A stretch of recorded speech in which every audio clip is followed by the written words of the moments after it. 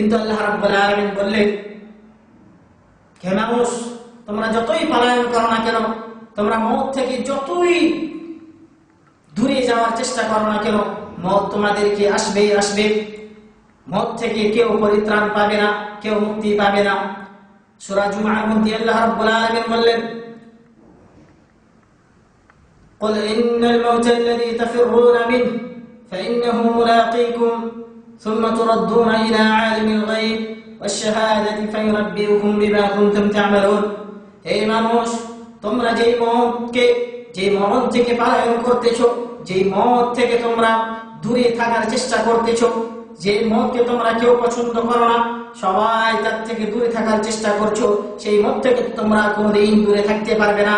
তোমাদের কাছে আসবে ফাইন্নাহু মুলাকীকুম, তোমাদের সাথে সাক্ষাৎ করবে। মওত কোনো জিনিস নয় যে তুমি তার থেকে বেঁচে থাকতে পারবে। আল্লাহ রাব্বুল আলামিন বলেন, সুম্মা তুরদ্দুনা ইলা আলিমিল গায়ব, আর আবার তোমাদেরকে নিয়ে যাওয়া হবে আলিমুল গায়ব, মহান রব্বুল আলামিনের কাছে। ওয়াশ-শাহাদা ফায়ুনাব্বিউকুম বিমা কুনতুম তা'মালুন, আর ওই মরণের পর তোমরা যা কর্ম করেছো, যা কাজকর্ম করেছো, নেকি হোক বা বদি হোক, ভালো কাজ হোক বা মন্দ কাজ হোক, সব কিছুর ব্যাপারে তোমাদেরকে বলে দেওয়া হবে। আল্লাহ রাব্বুল আলামিন বলেন, মানুষ যদি চায় তো কিয়ামতের দিন জাহান্নাম থেকে বাঁচতে পারবে। যদি চেষ্টা করে তাহলে জাহান্নাম থেকে মুক্তি পেয়ে যাবে, পরিত্রাণ পেয়ে যাবে। আল্লাহ রাব্বুল আলামিন তাকে জান্নাত দিয়ে দিবেন। তার জন্য এই দুনিয়াতে আমাদেরকে পরিশ্রম করতে হবে।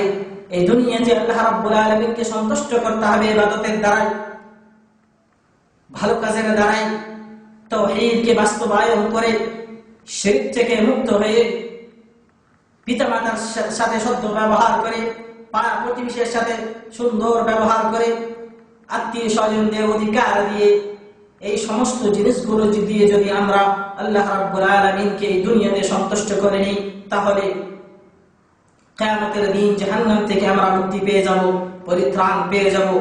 কিন্তু এই দুনিয়াতে আমরা যতই চেষ্টা চালিয়ে যাই না কেন, যতই শ্রম আমরা ব্যয় করি না কেন, কিন্তু মওত থেকে আমাদের কোনোদিন পরিত্রাণ হবে না, মওত থেকে কোনো মানুষ ছুটবে না।